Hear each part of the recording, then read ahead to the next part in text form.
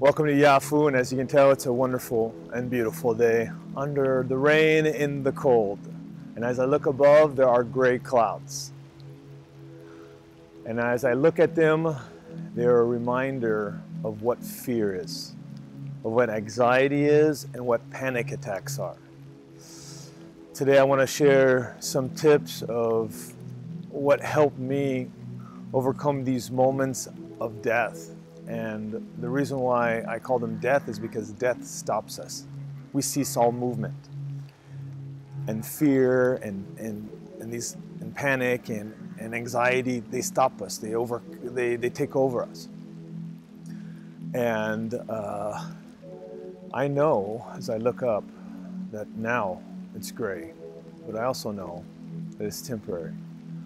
And as yesterday it was a sunny day, I know that tomorrow, or maybe in 2 days, or maybe in 3 days, it'll be sunny again.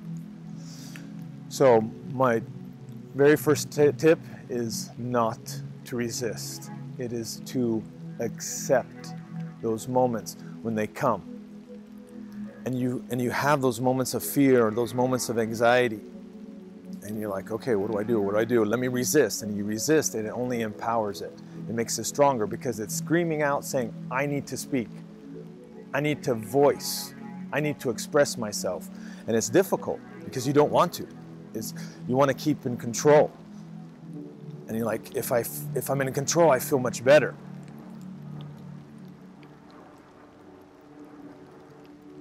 Like that airplane going by, I can't control it. And so you have to ride that wave. You have to understand, well, you know what? There's this moment. I'm not going to resist it. I'm going to accept it. And you will notice whether it might be 5 minutes, it might be 30 minutes. But the moment you say, okay, I will give you voice, it will slowly pass away. And then you'll find yourself saying, whoa, what happened? It's gone. Think of it as a wave and ride it. It might be uncomfortable at first because you're letting go of control, and that always is. But resisting only empowers what you resist. Let it, give it voice, and it'll go away. My second tip, which is extremely easy, and we do it all the time, is breathing. What? Breathing. Breathing is so powerful, and it is a remedy to so many things.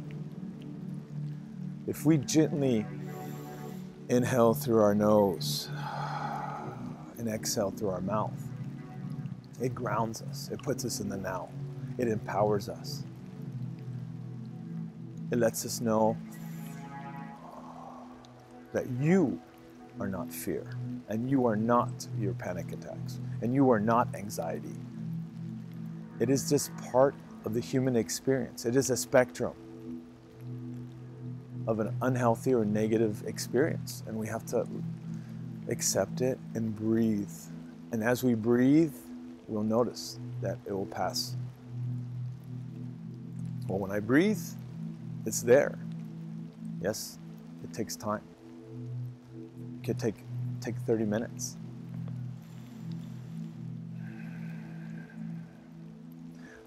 My third tip is know your surroundings, know your environment.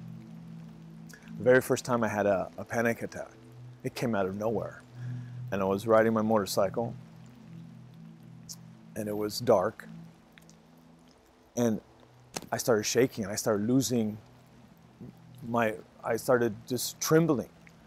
And I thought, I'm gonna get into an accident. I'm gonna die right now from something that came out of nowhere and just slapped me in my face.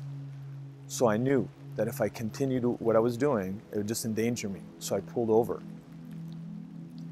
It was cold, it was a winter night, and I thought, okay, I feel kind of silly, I feel kind of ridiculous. I'm pulled over on the side of the road. I don't know what to do, and I'm shaking. And so, what's gonna happen? Well, I just wrote it out. I wrote it out. And I had this darkness upon me, and I had this shadow. And I remember initially I was angry. I was angry at myself for letting something happen. Later on, I thought, how silly.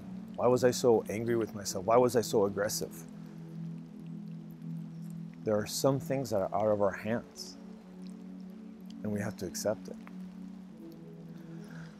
So when these things do happen, make sure that you are in a safe place.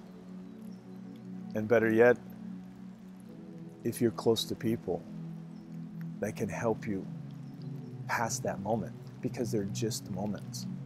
It is temporary. After, when the storm passes, after the gray clouds pass, then you can say, whoa, why did that happen? Like I said before, I love storytellers. And one of my favorite authors is Edgar Allan Poe, and he wrote this poem called The Bells. And in the beginning, he talks about 4 different types of bells, and he personifies them.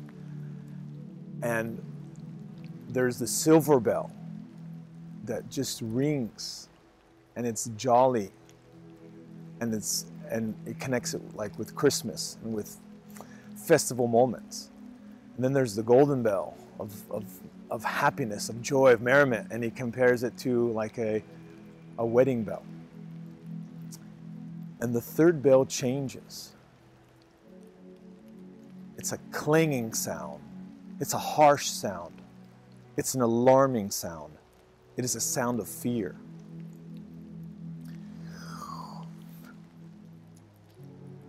And when he writes it, it's about this bell, the bells that change from happiness into fear, to terror. And I remember this quote, and when he talks about the bell, it says, how they scream out there of fright. How they scream of fear. And you're thinking, a bell screaming? And you're like, whoa, that's pretty freaky. I mean, he himself was a creepy person. And I remember the first time reading that, I'm just like, whoa, this is pretty freaky. This is kind of scary.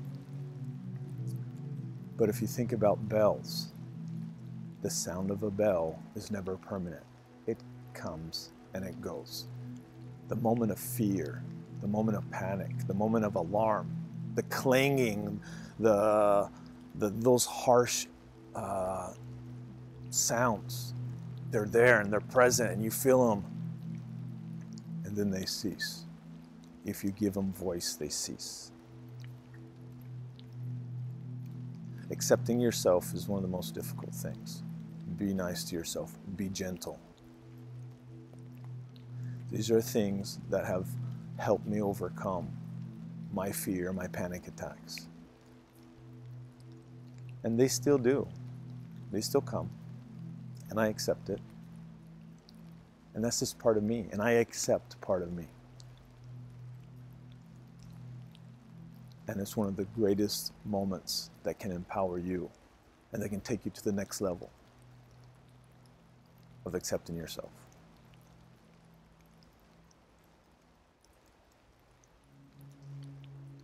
It's cold out here, it's raining, but at this moment, I'm alive, and it's awesome. It feels great. Remember to breathe. Thanks for watching.